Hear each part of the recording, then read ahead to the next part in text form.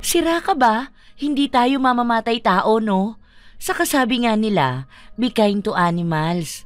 Isipin mo na lang, animal siya. Baliw! Anong mamamatay tao? Hindi natin siya ipapapatay o papatayin, no? Hindi niya deserve ang mamatay ng madali. Ano palang sinasabi mo? Ang ibig kong sabihin, ipakulam natin. Di ba sinabi ko naman sa'yo noon na nanggaling ako sa pamilya ng mga mangkukulam? Hindi ko man namana yon, alam kong namana naman ni Kuya Noli ang kakayahan ng lolo ko. Usong-uso sa ngayon ang mga beauty products na ibinebenta sa mga online platform. Kabilang na doon ang maliliit at malalaking kumpanya. Pero kahit gaano pa kaepektibo at kasikat ang isang produkto, ay hindi pa rin nawawala ang mga troll na naninira sa mga ito. Kagaya na lang ng produktong ibinebenta ni Misha. Ngunit kung ang iba ay bayaran, meron din namang mga namemerso na lang. Kagaya na lang ng ampon na kapatid ng dalaga na si Sheng na laging pinapaboran ng kanyang ama. Ngunit ipinagkikibit balikat lang yon ni Misha, nakabaligtaran naman ng kanyang matalik na kaibigan. Pero paano kung sumobra na ang ampon? Paano kung hindi ito huminto hanggat hindi siya bumabagsak? Ano nga ba ang dahilan ni Sheng kung bakit niya ginagawa yon kay Misha? Halina at sabay-sabay nating pakinggan ang istorya ng buhay ni Misha na pilit na sinisira ng paboritong ampon. Ay! Ang bongga-bongga! Ang dami ng viewers and buyers natin today. Ako talaga ang lucky charm mo, BFF. Hindi lang yun. May isa pa tayong big client na nagpapapersonalize ng kanyang Royal Palace set. Truly, Lay! Imagine, ngayon mo palang inilabas ang bago mong pakulo, pumatok ka agad. Tapos, may special order pa! I'm so excited! Ikaw talaga. Pero magiging mas busy na tayo. Ayos lang ba sa'yo? Ay, of course! Siyempre, kapag sikat na ang ating Miri Beauty Products, mas makakapanlalaki na ako. Ikaw talaga. O sige na, dito ka na muna at babalutin ko na mga order natin. Bukas na ang pick-up nito eh. Okay. Bibili na muna ako ng kape natin para may hinihigop tayo habang nagbabalot. Okay, less sugar sa akin at saka iced coffee, hindi hot coffee. Yes, Mom! Babu! Natatawang pinagmasdan ni Misha ang kanyang matalik na kaibigang pakendeng-kendeng pa kung lumakad palabas ng kanilang store. Nang mawala na ito sa kanyang paningin, ay saka lang siya nagsimulang magbalot ng mga order na naiayos naman na ni Nori habang naka-live sila. Kailangan na lang niyang balutin yon sa bubble wrap at ilagay sa pouch. Sa loob ng mahigit 15 minuto ay marami nang natapos si Misha. Doon lang dumating ang kanyang matalik na kaibigan na may bitbit na 2 kapeng malamig na may whipped cream pa sa ibabaw. Oh, kamahalan! Ito na po ang kape nyo! Salamat, Beshi! Magkape ka na muna. Ako na ang bahala sa iba. Alam ko namang gagawa ka pa ng inventory. Kaya ako na ang bahala dito. Sure ka, Beshi? Naman! Ako pa ba? Ako yata si Darna. Darna? Akala ko Barney. Ouch! Aray ko naman. Pagkatapos kitang ilibre ng kape, tatawagin mo pa akong Barney. Kulay violet ba ako? Tumawa lang si Misha sa kaibigan, sapagkat ganun lang talaga sila kung magbiruan. Habang iniinom ang kanyang kape ay nag-scroll muna siya sa kanyang social media account. Hindi niya sinasadyang mapadaan siya sa live ng kanyang kapatid na ampon. Nagfe-flex ito ng mga branded na bag at sapatos na binili ng kanyang ama. Magsuscroll up sana siya nang marinig niya ang sinabi nito. See? Paborito talaga ako ni Daddy kahit pa nga hindi niya ako tunay na anak.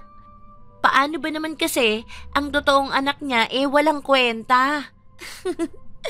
Naiinggit kasi yun sa akin si Ate Misha, yung may-ari ng Miri. Grabe yung babae na yun. Kahit siya nang may kasalanan, ako pa ang sumusuyo. Tapos ako pa ang pinapalabas na masama. Napabuga na lang ng hangin si Misha sa naririnig sa kapatid na ampon. Plano na sana niyang hindi pansinin yon, pero nag-react si Nori. Nakataas pa ang kilay nito na lumapit sa kanya at saka nakinuod. Alam mo, Beshi, kung hindi mo lang ako pinigilan, baka matagal lang napisti sa akin yan. Ikaw talaga? Bakit ba ang bigat ng loob mo kay Sheng? Seryoso ka ba? Hindi mo alam? Kampon kaya ng kadiliman ng babaeng yun. Bata pa lang tayo, napakahaba na ng sungay at buntot nun. Isa pa, nagre-reflect sa mukha niya ang ugali niya. Kung hindi pa dahil sa pera ng tatay mo, hindi naman makakapagparitoke at makakapagtapal ng 10 kilo ng make-up yon. Grabe ka talaga. Mas pangit ang mukha ni Sheng. Ay nako, ituloy mo na nga yung pagbabalot ng mga parcel at gagawin ko ng inventory. Hindi tayo pwedeng maubusan ng stocks. Umirap lang si Nori bago siya bumalik sa kanyang ginagawa kanina. Si Misha naman ay chinek ang kanilang listahan. Inisa-isa niya yon habang isinusulat sa kanyang notepad ang mga produktong naubos na. Nang matapos na siya roon ay chinek niya rin ang mga shelf nila para masiguradong tama ang nasa kanilang data. Nang sumapit ang gabi at natapos na nila pareho ang kanilang mga trabaho, ay nagligpit na sila para umuwi. Pagkalabas nila sa store ay sinigurado nilang nakalak yon ng maayos. Nang masigurado yon, ay balak na sanang pumunta ni Misha sa kanyang sasakyan, pero pinigilan siya ni Nori. Beshi, sama ka muna sa akin. May alam ako na bagong bukas na bar. Hay nako Nori, saang gay bar ka na naman ba maglalamyerda? Hay nako talaga. Ito naman, syempre, pagoda ang mga beauty natin. So, kailangan nating mag-enjoy. Ayoko magbukhang hagadora. Hagorda talaga? Sige na, mag-enjoy ka na lang. Hindi na muna ako sasama. Magpapahinga na muna ako. Pahinga? Uso ba yun sa'yo? Ang sabihin mo, magtatrabaho ka na naman magdamag. Ay, mali. Mang-i-stock ka na naman ng mga bashers. Kung ako sa'yo, unahin mo na ang ampon na palaka. Ampon na palaka? Loka ka talaga. Sige na, lumakad ka na. Huwag ka lang maglabas na naman ng lalaki ha. Please lang, ayoko magkaroon ka ng sakit. Ito naman, alam mo namang hanggang window shopping lang ako. Ayoko pang mabitin patiwarik sa puno sa probinsya namin ni Kuya Noli, no? Ingat ka, Beshi. Huwag ka masyado mag-inom. Magtira ka ng pang-uwi mo. Ay nako, makaalis na nga. Para kan si kuya ko magsalita. Babo na, ingat ka rin sa pagmamaneho. Pagkasabi nun ay nagmamadali nang umalis si Nori at tinungo ang sariling kotse na second hand niyang nabili. Habang si Misha naman ay napapailing na lang sa kanyang kaibigan. Mula sa kanyang bag na nakasukbit sa balikat ay kinuha niya ang susi ng kanyang kotse. Pinindot niya lang yon at saka binuksan ang kanyang sasakyan. Pumasok siya roon at walang pakundangang inihagis sa passenger seat ang kanyang shoulder bag. Mabilis na pinaandar niya ang kanyang Toyota Vios na kulay pula. Nang makaalis na sa parking lot ay saka lang niya naisipang magpatugtog. Nakagawian na niya yon na sa tuwing magmamaneho ay nagsa-sound trip din siya. Ginagawa niya yon para hindi siya makatulog habang nagmamaneho. Ano kaya ang papatugtugin ko? Dark Side na lang. Alexa, play West Side. Matapos magbigay ng command sa kanyang cellphone, ay umalingaw-ngaw na sa loob ng sasakyan ang kantang Dark Side.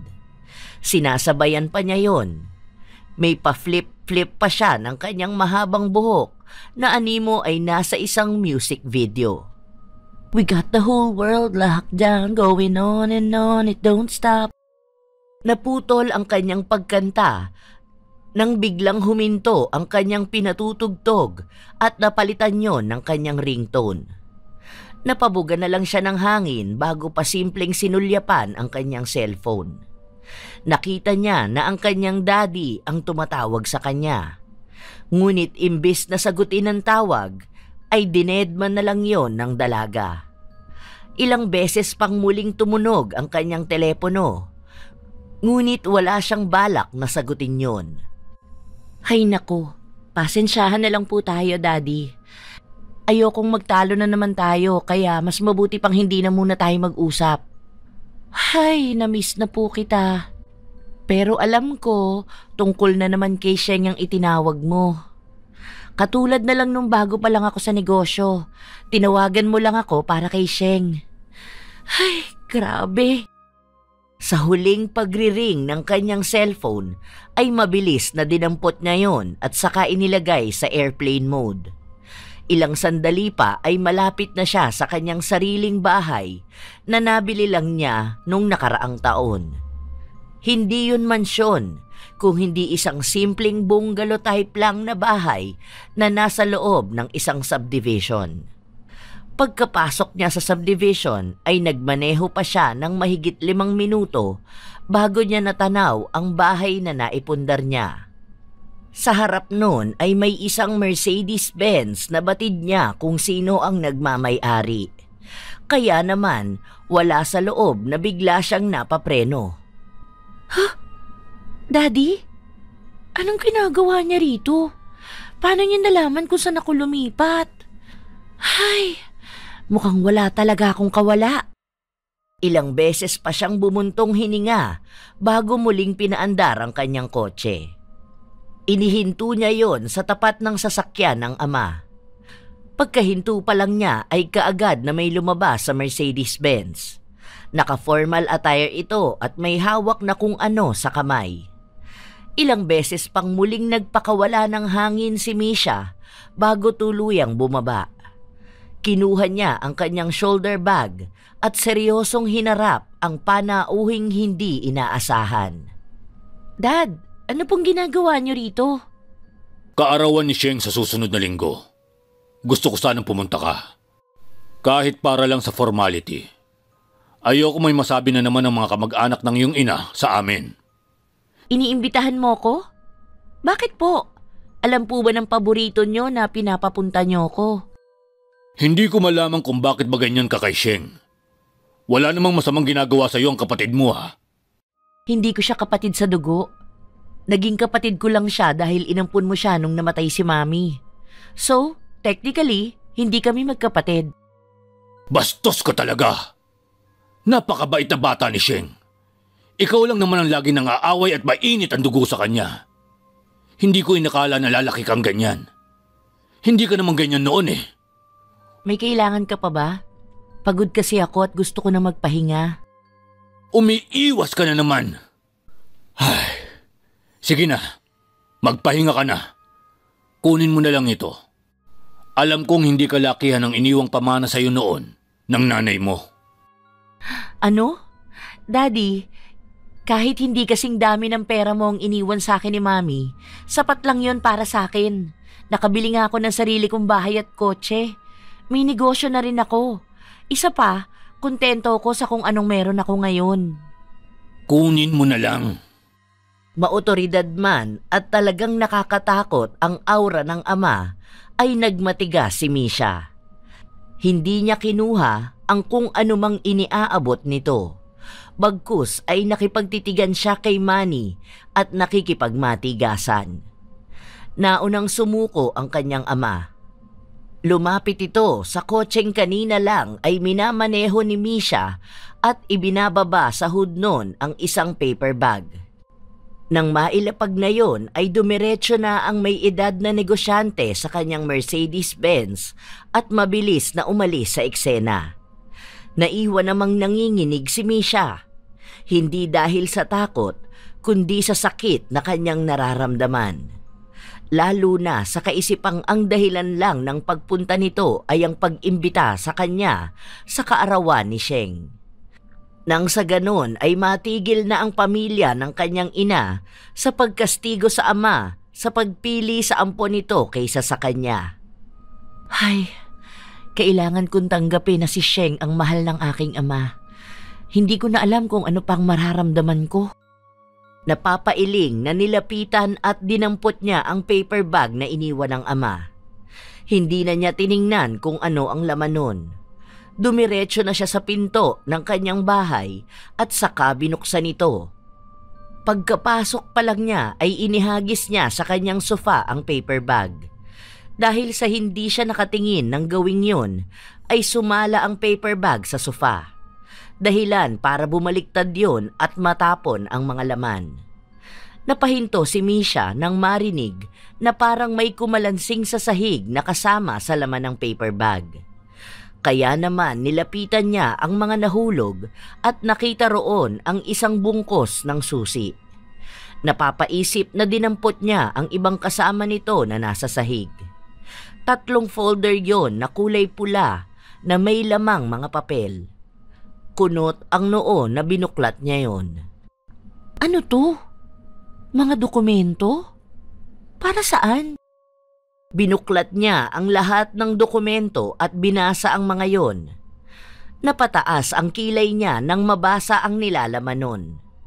Ang 2 sa 3 folder ay naglalaman ng titulo ng isang bahay at lupa na nakapangalan kay Sheng. Habang ang isa naman ay naglalaman ng titulo ng luma nilang bukirin na nakapangalan sa kanya. May note pa nga na nakadikit sa folder na yon. Hindi mawari ni Misha kung ano ba ang mararamdaman niya nang mabasa pa ang nasa note. Matutuwa na ba ako dahil binigyan niya ako ng isang malaking bukirin na pag-aari naman talaga ni Mami? At talagang may note pa. Hay, hindi ko na alam kung ano pang mararamdaman ko sa mga pagganito ni Daddy.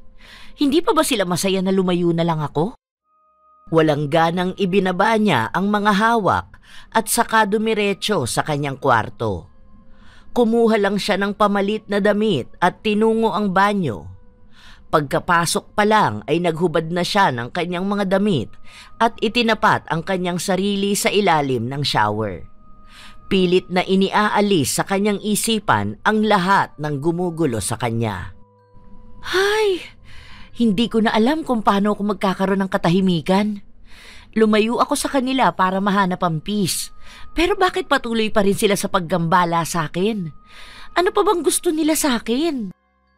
Ilang minuto rin siyang nagbabad sa shower bago tuluyang tapusin ang paliligo.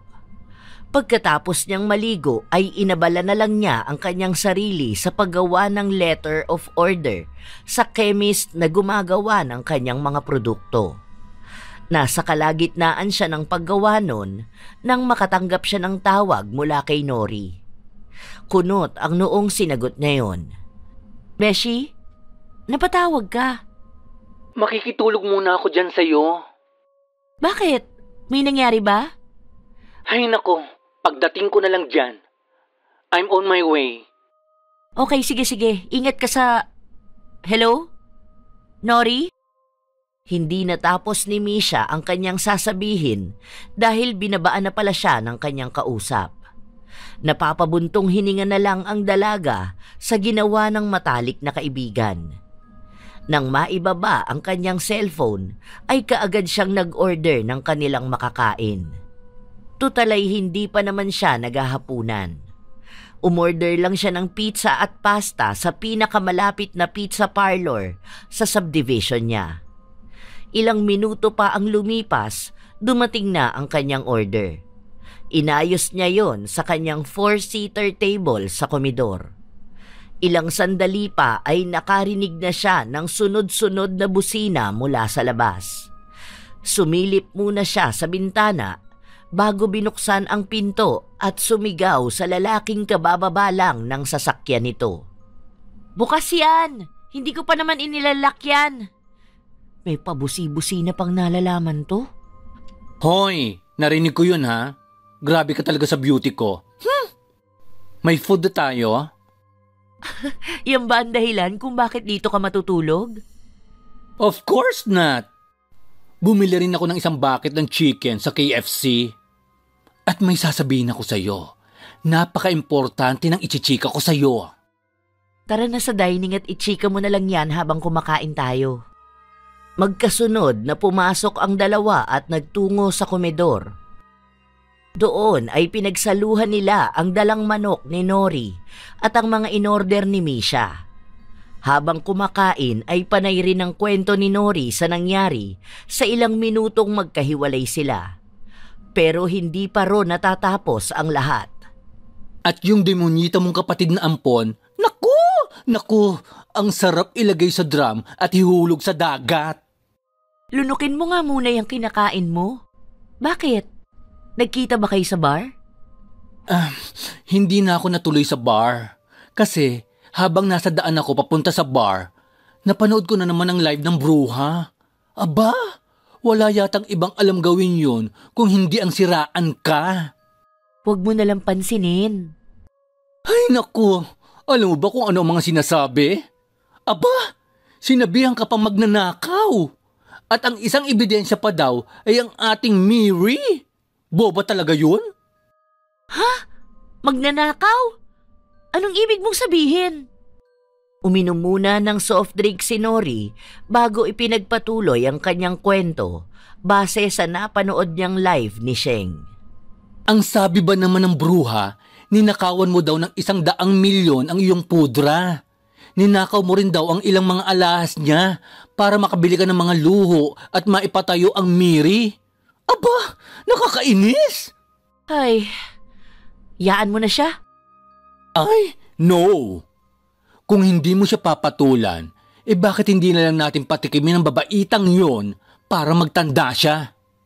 Nagulat si Misha sa sinabi ng kanyang matalik na kaibigan. Noon pa man ay mabigat na ang dugo nito sa kanyang kapatid na inampo ng kanyang ama nang pumanaw ang kanyang ina. Batid niyang may masamang ugali si Sheng, pero hindi naman dumating sa puntong gustong-gusto na niya itong patahimikin. Sira ka ba? Hindi tayo mamamatay tao, no? Sa kasabi nga nila, be kind to animals. Isipin mo na lang animal siya. Baliw! Anong mamamatay tao? Hindi natin siya ipapapatay o papatayin, no? Hindi niya deserve ang mamatay ng madali. Ano palang sinasabi mo? Ang ibig kong sabihin, ipakulam natin. Di ba sabi ko naman sa'yo noon na nanggaling ako sa pamilya ng mga mangkukulam? Hindi ko man namana yun. Alam kong namana naman yun ni Kuya Noli, ang kakayahan ng lolo ko. Hindi na, magsasawa rin yun. Ay nako, kailan ka pa ba patatahimikin ng bruhang yun? Mukhang misyon niya sa buhay ang masira ka eh. Hindi na umimik si Misha. Hinayaan na lang niyang magsalita ng magsalita ang kanyang matalik na kaibigan. Nang matapos na silang kumain ay nagpunta na sila sa iisang kwartong meron ng bahay. Pilit na pinag-shower pa nga ni Misha si Nori. Mag-shower ka na muna. Kuha ka na lang ng pajama ko at saka oversized na t-shirt sa cabinet. Ang lagkit mo! Aba, ang arte mo ha? Makapag-shower na nga. Huwag mo akong sisilipan ha? Huy, kapal! Ang ganda ko. Tumatawa-tawa pa si Misha nang bumalik sa kama. Habang si Nori naman ay nagtungo na sa banyo at naligo. Kinabukasan, maagang gumayak ang dalawang magkaibigan para pumunta sa kanilang store. Ngunit pagdating nila roon ay napansin kaagad nila ang isang babaeng nakatayo at nakasimangot na tila hinihintay ang kanilang pagdating. Sheng, ano namang ginagawa niya rito? Mukhang ang aga namang panira ng araw nito. Mabibigat ang mga paang humakbang si Misha palapit sa babaeng nakapamewang pa. Mababakas ang inis sa magandang mukha nito. Hindi mawari ng may-ari ng Miri ang kanyang nararamdaman ng sandaling yon. Nang malapitan na niya ang ampon na kapatid ay seryoso niyang tinanong ito. Anong masamang hangin ang nagdala sa'yo rito? Namimiss mo na ba ako? Gusto ko lang sabihin sa'yo na kung pupunta ka sa birthday ko, sisiguraduhin kong ipapahiya kita sa lahat ng taong nandoon. Wala akong pakialam kung dumating ang pamilya ng mami mo na matagal naman ang nasa ilalim ng lupa. Sino naman na nagsabi sa'yong pupunta ako? Isa pa wala kang karapatang magsalita ng kahit ano tungkol sa mami ko. Baka nakakalimutan mong ang karamihan sa ginagamit mo sa bahay na tinitiran mo ngayon ay ilan sa mga gamit na ang mami ko rin ang bumili at namili. Wala akong pakialam. Hindi naman niya madadala sa hukay ang mga yon. Sa tingin mo ba hindi ko malalaman na nag-usap kayo ni Daddy? Alam ko na inimbitahan ka niya dahil sa pangungulit ng mga kamag-anak mo. Para sa ikatatahimik mo, hindi ako pupunta. Ano naman ang gagawin ko ron? Ayoko makipagplastikan. Isa pa, lumayo ako para matahimik ang buhay ko. Kaya sana naman, lubayan mo na ako. Lubayan niyo na ako. Nagpapatawa ka ba? Bakit ko naman hahayaang maging masaya ka? Ito ang tandaan mo. Kahit mamatay ako, sisiguraduhin kong magiging impyerno ang natitirang buhay mo dito sa ibabaw ng mundo. Hindi ako titigil hanggat hindi ka nalulugmok, hanggat hindi ka pa nasa hukay. Naiinis man ay mas pinili ni Misha na magpasensya. Pero hindi si Nori. Dahil sa mga narinig ay walang gatol na sinampal ng matalik niyang kaibigan si Sheng. Sa lakas ng sampal na yon ay halos tumabingi na ang mukha ng dalaga. Nagulat man si Misha ay hindi rin niya pinigilan si Nori nang isa pa muling sampal ang pinadapo nito sa mukha ng kapatid. Hoy, babaeng pangit! Sumusobra ka na ha? Wala ka ba talagang delikadesa? Talagang dumayo ka pa ng gulo dito. Chupi! Umalis ka na dito! Chu! Chu! Hayop kang bakla ka! Anong karapatan mo saktan ako? Sasampahan kita ng kaso! Idedemanda talaga kita! Mabubulok ka sa kulungan! Hindi ako natatakot. Gusto mo ba samahan pa kita? Wala akong pakialam kung ano ang isasampa mong kaso sa akin. Lukarit na to. Manggugulo-gulo tapos iiyak-iyak kapag pinatulan. Umiiyak habang nakahawak sa nasaktang pisngi si Sheng nang umalis sa lugar na yon. Natatawa naman si Nori at umaarte pa habang ginagaya ang reaksyon kanina ni Sheng nang masampal niya ito. Mapait namang ngumiti si Misha sa matalik na kaibigan. Kahit batid ng dalaga na nararapat yon sa kapatid na ampon, ay mas nanaisin pa rin niya ang umiwas na makapanakit ng ibang tao. Beshi, bakit naman ganyan ang smile mo? Huwag mong sabihin sa akin na naaawa ka sa bruha na yon. Ano ba naman siya? Ako na nga ang gumawa ng nararapat sa kampo ng kadiliman na yun eh. Hindi mo na lang sana pinatulan. Alam mo naman na talagang palyado ang bibig nun eh. Nun pa man, ganun na siya. Ay, naku. Hindi na ako nakapagpigil. Masyadong pasmado ang bibig. Wala naman siya sa teritoryo niya. Isa pa, deserve niya yun. Kung ako lang ang naging kapatid nun, ay, matagal ko nang inudngud ang mukha niya sa espalto. Next time, wag mo na lang pansinin. Ay, no! No, no, no, no, no. Big no! Sa susunod na magwala siya dito, bubusalan ko ang bibig niya at pamamagain ko ang feslak niya. Pasalamat nga siya at sampal lang ibinigay ko sa kanya ngayon. Napapailing na lang si Misha sa sagot sa kanya ng matalik na kaibigan. Pero imbis na kastiguhin pa ito ay binuksan na lang niya ang kanilang store. Pagpasok nila ay inayos na niya ang mga kukunin ng logistic na magde-deliver sa kanilang mga customer. Chinek na rin niya ang Royal Bundle Set kung kumpleto na ba base sa request ng kliyente. Nang masiguradong maayos na ay pinaasikaso na niya kay Nori ang delivery ng item. Okay na to, Beshi. Pakiasikaso na lang ang delivery. Ang alam ko ipapapick up ito ni client. Gawan mo na ng resibo. Okay, ako na ang bahala. Sa buong maghapon ng araw na yon ay wala silang ibang ginawa kundi ang maghintay ng customer at magbenta on live. Katulad ng dati ay natapos ang araw nila ni Nori na marami na namang benta. Araw-araw ay ganoon ang sistema nila ng kanyang matalik na kaibigan. Ayos! Sana marami pang blessings ang dumating sa atin, no? Ay, panigurado yan. Bukod sa maganda ang mga products natin, mabait ka rin. Kaya imposibleng hindi ka mabless. Thank you, Beshi. Thank you dahil hindi mo ko iniwan at talagang sinuportahan mo pa ako. Ay! Nagdrama ba? Anong silbi ng pagiging BFF ko kung pababayaan kita mag-isa? Isa pa, baka maging sister-in-law pa kita, di ba? Sister-in-law? Malay mo, kayo talaga ni Kuya Noli ang nakatadhana. Ikaw talaga, alam mo namang wala pa sa isip ko yan eh. Natatawang nagkibit-balikat na lang si Nori, sapagkat alam niyang torpe rin ang kanyang nakatatandang kapatid kaya hindi pa ito nanliligaw sa babaeng matagal na nitong gusto. Lumipas pa ang mga araw at sumapit na ang kaarawan ni Sheng. Dahil wala namang plano si Misha na pumunta, ay pinadala na lang niya sa opisina ng kanyang ama ang mga dokumentong binigay nito, maging ang titulo na nakapangalan sa kanya. Dahil doon nakatanggap siya ng tawag mula sa kanyang amang galit na galit. Iniinsulto mo ba ako? Talaga bang ganyan ka? Hindi kita ganyan pinalaki.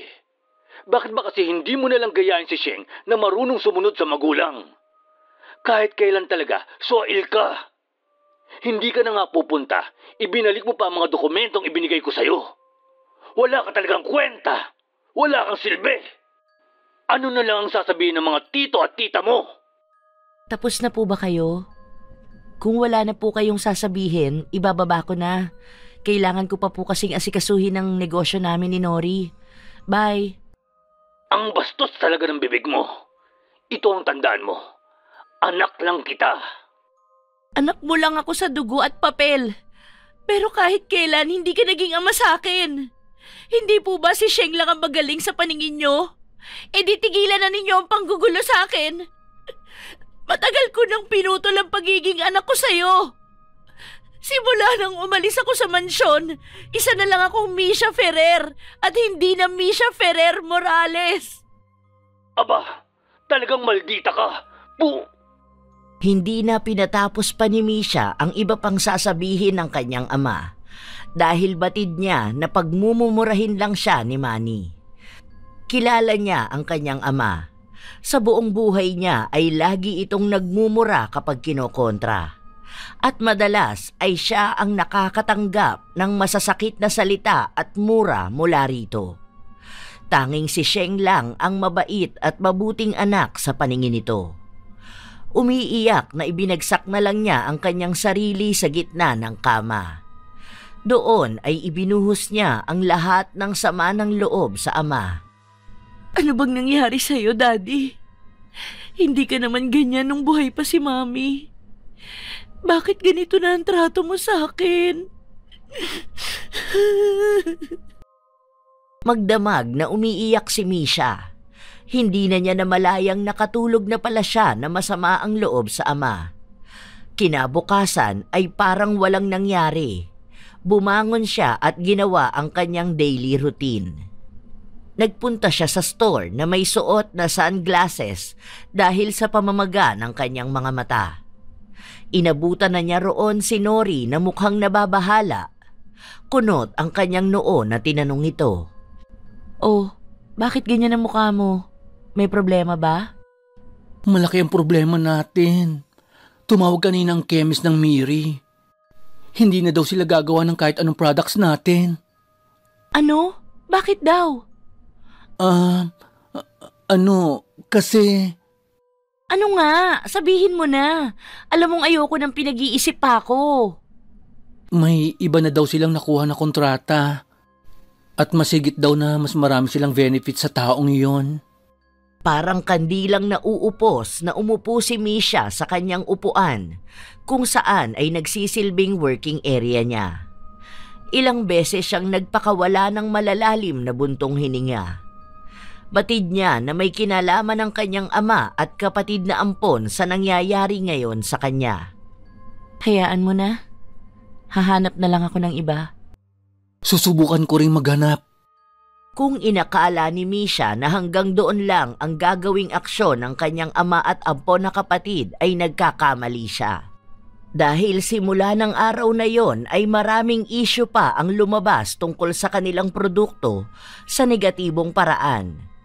Karamihan pa ng mga nagkakalat ng masamang komento sa Miri ay panay mga kilalang vloggers na may milyon-milyong followers. Dahil doon ay unti-unting humina ang kanilang benta. Dumating pa sa punto na kahit isa ay hindi sila makabenta sa loob ng 1 linggo. Kaya naman nag-isip sila ng ibang paraan para maisalba ang kanilang negosyong paunti-unti nang nalulugi. Ano kaya magandang gawin para bumalik ang iba pa nating kliyente? Magpa-promo tayo. Hindi naman siguro tayo malulugi kung makabenta tayo kahit na 10 promo bundle, di ba? Ang tanong, kakagatin kaya ng mga customer? Magtiwala ka lang. Pansamantala, yun na muna ang gawin natin. Kapag hindi pumatok, sumubok pa tayo ng ibang pakulo. Well, ang naiisip ko, magbigay pa tayo ng additional freebies para sa mga suki natin. Halimbawa, nag-check out sila ng 1 set ng Rejuve. Bigyan natin ng soap at saka ng 5 night mask. What do you think? Magandang idea rin yan. Tapos, ang promo natin, mag-less tayo ng price sa bawat 5 piraso na order ng sabon. Tapos, ang freebie natin, random ng 1 beauty products. Okay, set na yan. Ngayon, kailangan ko na lang i-live yun. Go! Ako na ang bahalang mag-edit ng prices and items natin. May nakaredy na akong pictures. Yun nga ang kanilang ginawa. Magkaganon pa man ay matumal pa rin ang kanilang benta. Kahit pa nga maraming nanonood ng kanilang live ay iilan lang ang nag-check out. May mga nagkokomento pa nga ng paninira sa produkto nila. Sa ilang araw, simula nang ginawa nila yon, ay kahit papaano naman nadadagdagan ng ilang kliyente ang Miri. Ngunit kahit nadagdagan ang kanilang customer ay nadagdagan din ang mga negatibong feedback sa produkto nila. Lingid sa kanilang kaalaman ay may kinalaman si Sheng sa mga nagbibigay ng mga pangit na komento sa Miri. Kawawang Misha. Wala man lang siyang kamalay-malay na mga bayaran ng vloggers na kinuha ko para lang masira siya at ang Miri. Ang tanga mo talaga. Pero hintay ka lang dahil ngayong gabi ang pinakamalaking pasabog ko. Masayang-masaya si Sheng habang pinapanood ang live ni Misha gamit ang 1 account na binili niya. Lalo na nang makita niya ang kanyang mga inupahang vloggers na binabash ang produktong itinitinda ng tunay na anak ng kanyang kinalakihang ama.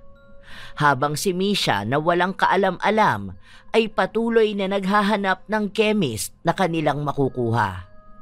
Ilang araw na niyang ginagawa yon, pero hanggang ngayon ay wala pa rin siyang nakikita. Gabi na naman. Saan ba ako makakahanap ng chemist na makakasundo ko sa presyo at sa service? Basta. Hindi ako uuwi hanggat hindi ako nakakahanap.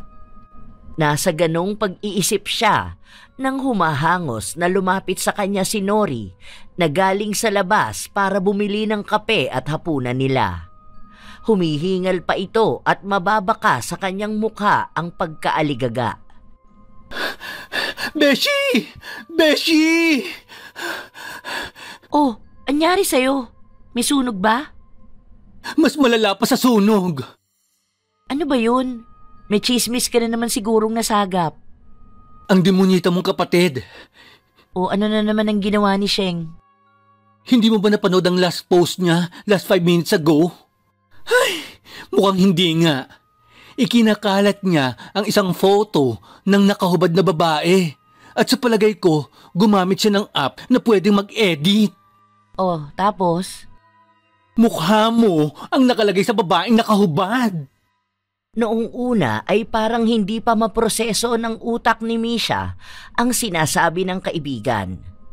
Nang mapagtanto niya ang sinabi nito ay bigla siyang napatayo sa kanyang kinauupuan. Napapikit na lang siya at napasuntok sa table na nasa kanyang harapan. Pero hindi pa pala tapos doon ang sinasabi ni Nori. At pinagkakalat niya na kaya ka lang nakagraduate ng college ka dahil sa relasyong sexual niyo ng frop mo. Ang masaklap pa roon, marami ang sumuporta sa mga sinabi niya. Hindi totoo yun! Simula nang sumabog ang balitang yon, ay mas lalong naging mahirap para kila Misha at Nori. Dala na rin ng mga kumalat na balita na mas ikinalat pa ng mga napaniwala at binayaran ni Sheng ay nakakatanggap na ng samot-saring pambabatikos ang dalaga. Karamihan pa sa mga yon ay panay nagpapadala ng kung ano-anong patay na hayop sa kanilang store. Dala ng stress at depresyon ay minabuti na muna ng magkaibigan na hindi muna magbukas. Pero magkaganon pa man ay hindi pa rin huminto ang pagdating ng mga problema ni Misha. Isang araw ng Biyernes ay may nagpuntang mga pulis sa kanyang bahay at inimbitahan siya sa presinto. Ano? Bakit kailangan ko magpunta sa police station? Wala naman akong ginagawang iligal Kahit anong sabihin ni Misha ay tila walang narinig ang mga ito. May mga binasa ang pulis na hindi naman naintindihan ng dalaga dahil sa kanyang pagkalito. Matapos yon ay magalang naman siyang inaya ng isa pa sa mga pulis na sumama na lang para sagutin ang mga katanungan sa kanya. Sa kanyang pagsama sa police station ay natuklasan niya ang punot dulo ng pag-imbita sa kanya sa istasyon ng pulis. May mga demanda na inihain laban sa kanya dahil sa mga produktong kanyang itininda. Those are just pure accusations. FDA approved ang lahat ng products ng Miri. Ipinaliwanag naman ng pulis na ang nais lang daw ng mga nagdemanda ay makipagnegosasyon sa kanya. Hindi naman siya kumontra doon. Ang ginawa niya ay tinawagan niya si Nori at pinapunta ang kaibigan sa istasyon. Sinabihan na rin niya itong tawagan ang kanilang abogado. Wala pang kalahating oras ay dumating na ang kanyang kaibigan kasama ang isang nakatatanda nitong kapatid.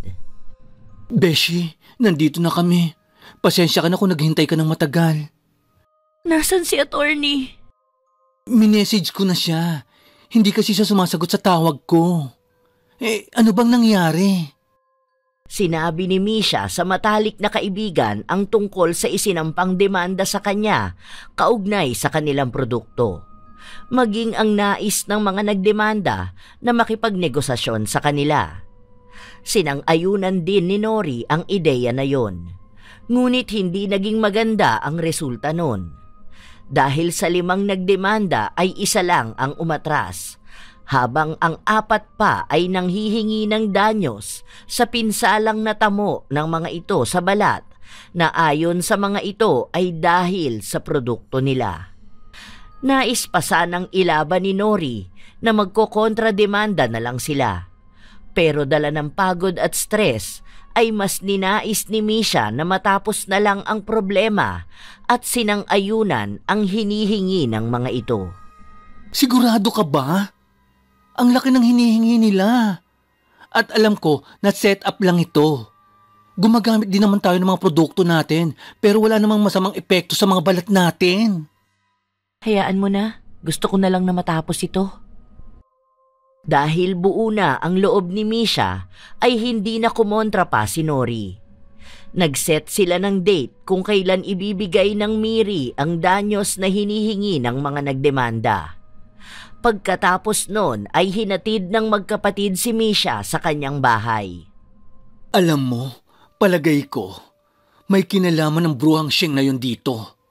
Siya lang naman ang galit na galit sa'yo at inggit na inggit. Bakit ba ito nangyayari sa akin? Bigyan mo lang ako ng basbas at sisiguruhin kong magbabayad ang nagpapahirap sa'yo. Go signal mo lang ang kailangan ko. Kaya kong ipakulam ang demonyitang ampon na yon.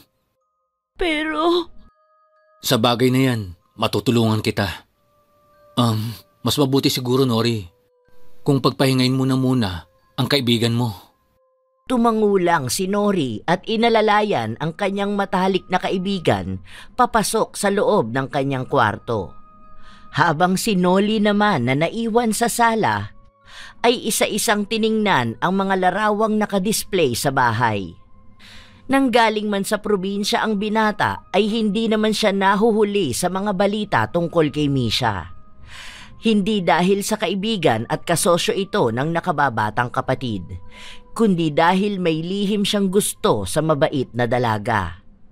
Sa paglipas ng araw, ay mas lalong tumamlay si Misha. Kahit pa nga nabayaran na nila ang danyos, ay patuloy pa rin ang kanyang kapatid na ampon sa pagyurak sa kanyang pangalan. Kailan ba ito matatapos? Napapagod na ako. Nanghihina. Mabuti na lang at laging nandito ang matalik kong kaibigan at ang kanyang kuya. Kung hindi siguro, baka natuluyan na akong nabaliw. Beshi! May good news ako sa'yo! Siguraduhin mong good yan ah. Malapit na ako mabingi sa mga bad news eh. Sure na good news ito. May nahanap akong chemist at willing siya magsimula kaagad. Hindi lang yun. Handa rin siyang mag-advertise ng mga produkto natin. Nagsuggest din siya na gumawa rin tayo ng mga sample size ng mga produkto at ipasubok yun sa mga kakilala niya at kakilala natin.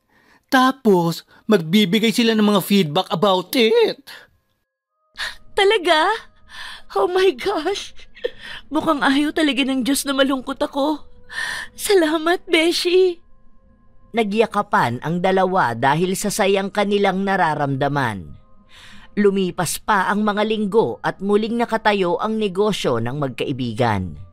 Muli ay nakilala ito sa market at para mang-asar ay sadyang nagpadala ang magkaibigan sa ampon na kapatid ng dalaga ng mga sample products ng bagong Miri.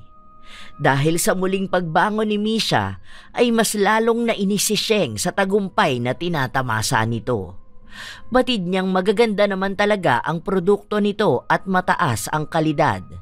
Dahil noon pa man ay ito na ang kanyang gamit na pangpaganda. Napawi lang ang kanyang inis nang may dumating na regalo para sa kanya. Well, kahit alam kong nang aasar ka lang, Ate Misha, masaya ako at natutuwa talaga ako sa regalong to. Masubukan na nga. Uy, may bago pala sila. Aba, may kasama pang letter. Hindi naman maintindihan. Ay, hayaan mo na nga. Excited na ako masubukan ng mga to. Lingid sa kaalaman ni Misha at Sheng ay may isinama pala si Nori sa regalong yon na maaaring magdulot sa ampon na makaranas ng sakit at paghihirap. Sa loob lang ng 3 araw ay bigla na lang nawala sa social media si Sheng. Nagkukulong na rin ito sa kanyang silid na labis na nagpaalala kay Manny. Sheng, ano bang nangyayari sa'yo? Isang buong araw ka nang hindi lumalabas ang kwarto mo ha? Go away! Anak, tungkol na naman ba ito sa Ate Misha mo? Hindi ba sinabi ko naman sa'yo, hayaan mo na siya. Huwag ka nang lumapit sa kanya. Hindi sumagot si Sheng. Bagkus ay pinagbuksan nito ng pinto ang ama-amahan. Labis ang gulat ni Manny nang makita ang itsura ng dalaga. Namamaga ang labi nito. Ang mga mata ay parang luluwa na. Puno rin ng pantal ang leeg, braso at hita nito. Nag-aalalang nilapitan niya ito. Doon ay naamoy niya ang kakaibang amoy na nanggagaling sa bibig ng ampon. Wala sa loob na napatakip siya ng ilong. Tulungan mo po ako, Dad. Oo. Pupunta tayo sa ospital. Magbihis ka na. Yun nga ang ginawa ni Sheng. Mabilis siyang nagpalit ng jogging pants at sweatshirt. Nang makapagpalit na ay kaagad silang nagtungo sa ospital. Mga kilalang dalubhasa at magagaling na doktor ang tumingin kay Sheng. Pero wala kahit isa man lang sa mga ito ang makapagsabi kung ano ba talaga ang nangyari kay Sheng. Naguguluhan naman si Manny. Alam niyang walang kahit anong allergy ang ampon. Kahit ang doktor ay hindi yon mailinya sa allergy. Dahil doon ay kinailangang manatili ni Sheng sa ospital. Habang si Misha naman ay nagpasyang magbakasyon sa probinsya ni Nori at Noli ng 4 na araw bago ang ribbon cutting nila sa bagong branch ng Miri. Ay! Unti-unti nang natutupad ang mga pangarap natin, Beshi! Kaya nga Beshi, ang ganda naman pala dito sa probinsya nyo, no? Simple lang ang buhay. Naman! Kaya naman, jowain mo na ang kuya ko. Hindi ka lang mapapadalas dito. Magiging totoong magkapatid na tayo!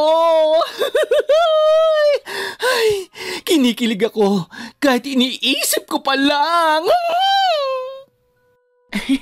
Mukhang nahipan ka na naman ng masamang hangin. O baka naman gutom ka lang. In denial pa siya. Pogi naman ang kuya ko. Masipag, maalaga. Wala ka nang hahanapin pa. All in one kaya yon.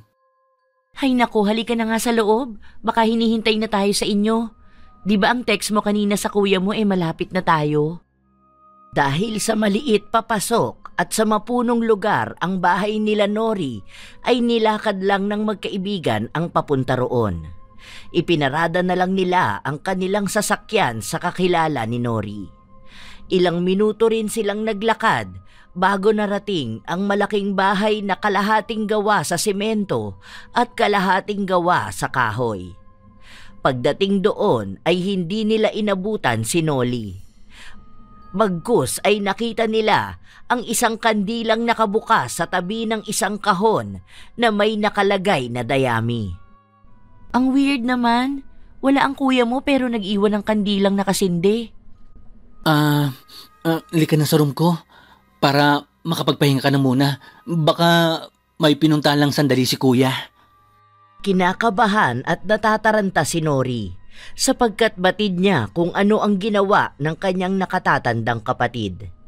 Alam niya ang ibig sabihin ng nakasinding kandila at kahon na may dayami.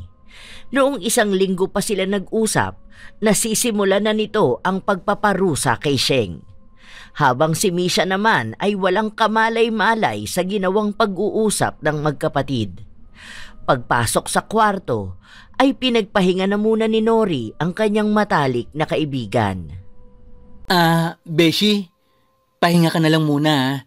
Titignan ko lang si kuya sa taniman niya ng gulay. O sige, mamaya pasyal mo ko Oo naman. Nahiga si Misha sa may kalakihang kama na may manipis na kutsyon.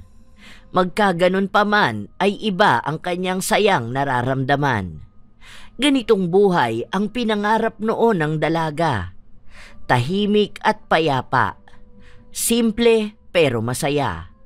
Hindi niya namalayan na nakaidlip siya.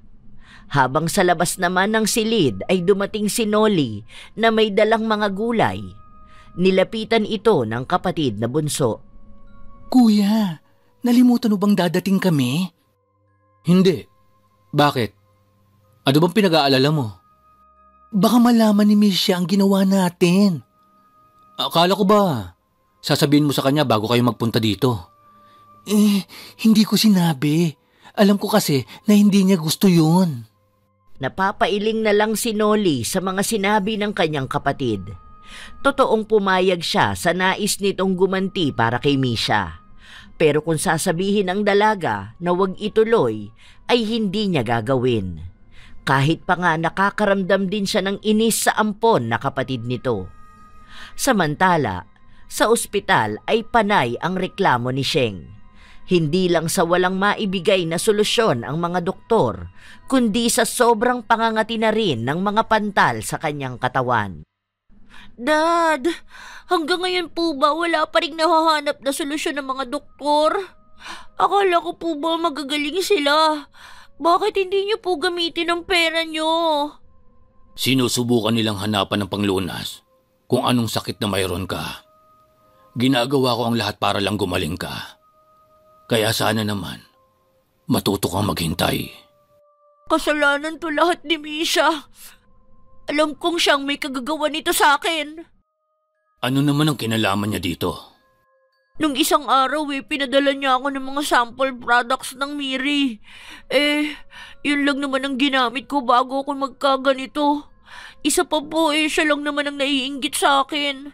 Siya lang ang galit sa akin. Dahil doon ay nagmamadaling tinawagan ni Manny ang kanyang tunay na anak. Nakailang subok siyang kumonekta rito. Pero katulad ng dati ay hindi ito sumasagot ng tawag. Kaya naman pinadala niya ito ng mensahe. Ngunit ilang oras pa ang lumipas ay hindi pa rin ito sumasagot.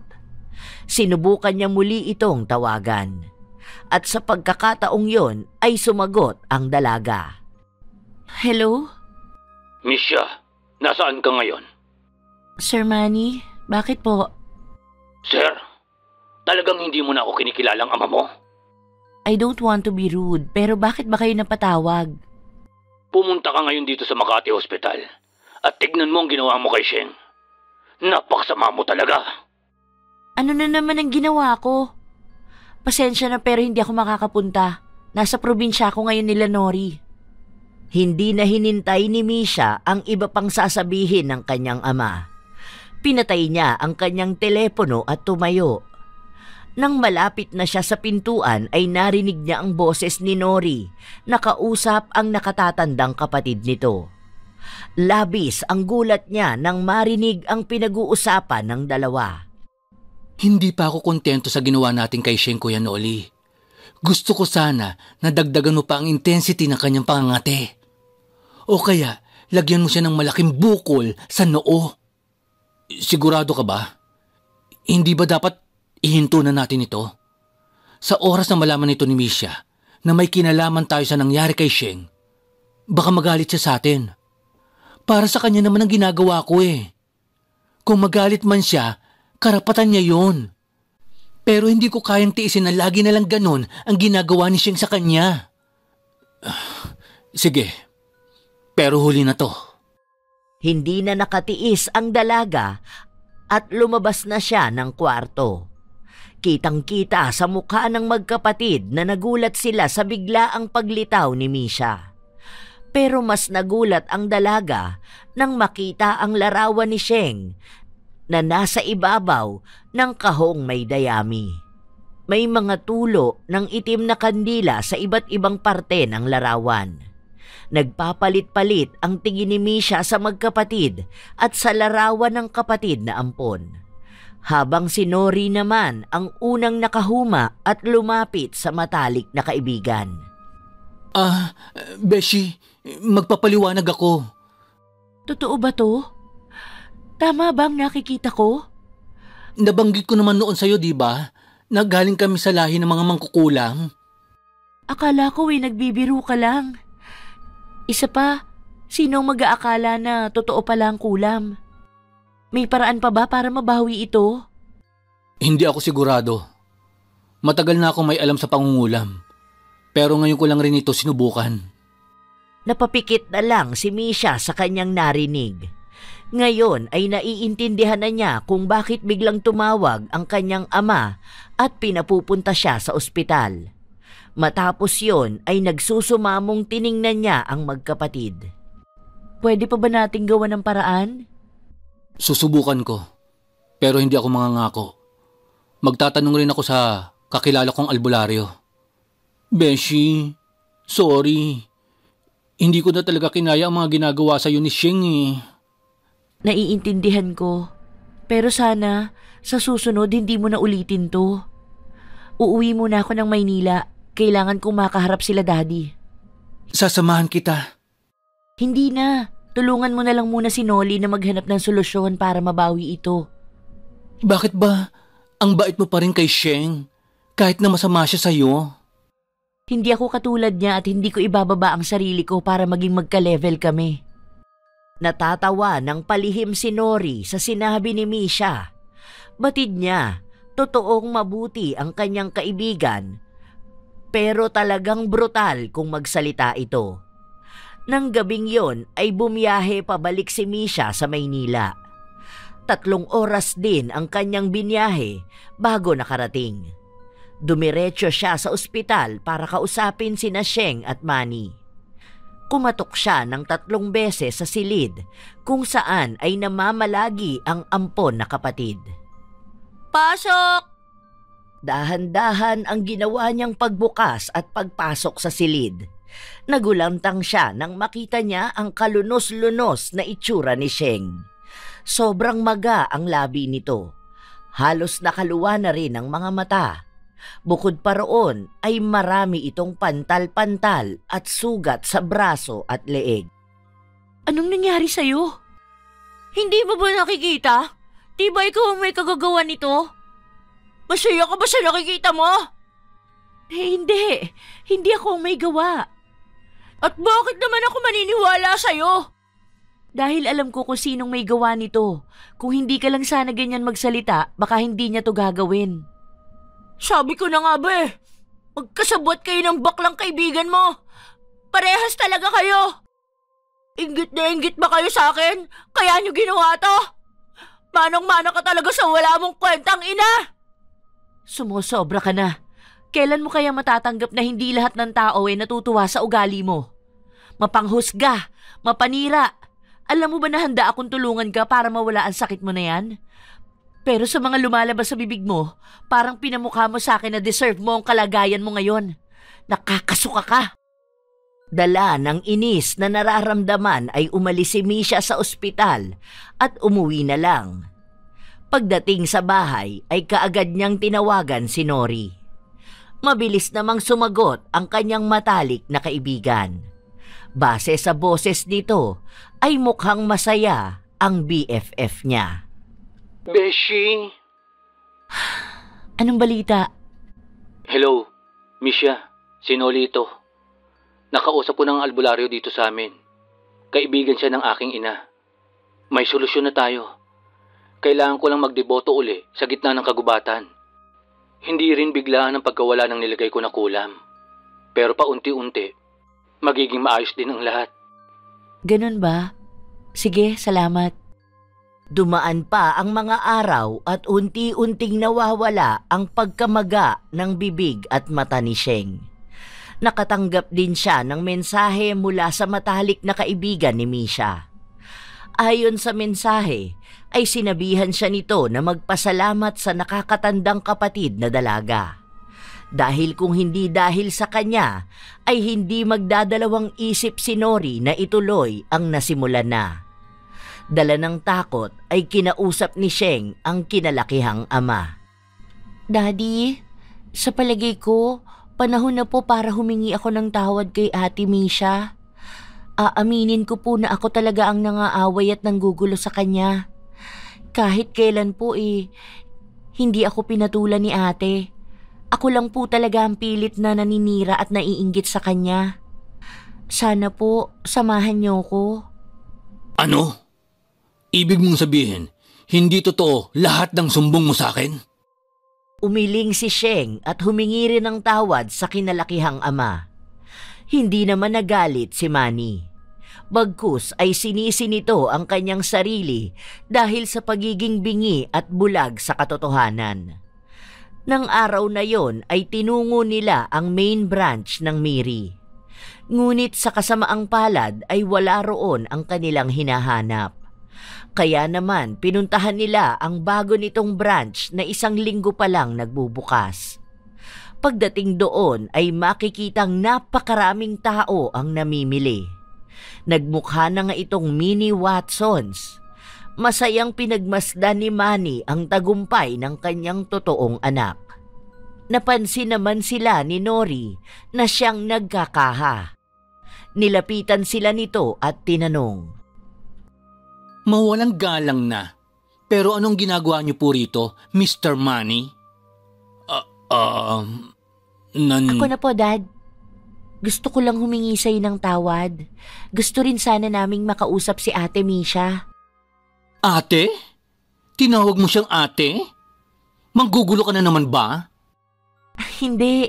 Gusto ko lang sanang... Nori, tapos ka na ba? Tara na sa main. Ate Misha. Anak. Nagulat man ay pilit pa ring ngumiti si Misha. Tinanong niya kung ano ang kailangan ng dalawa. Ngunit mas nabigla siya sa kinilos ng kanyang ama. Bigla na lang siyang niyakap nito habang umiiyak at panay ang hingi ng tawad.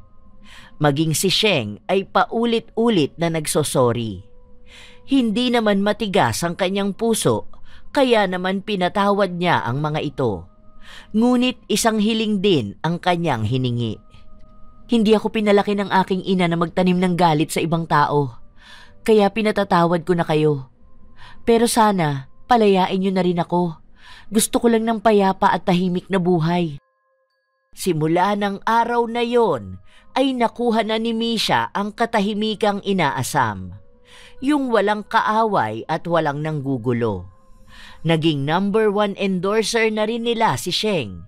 Kaya naman mas tumaas at mas nakilala ang kanilang brand.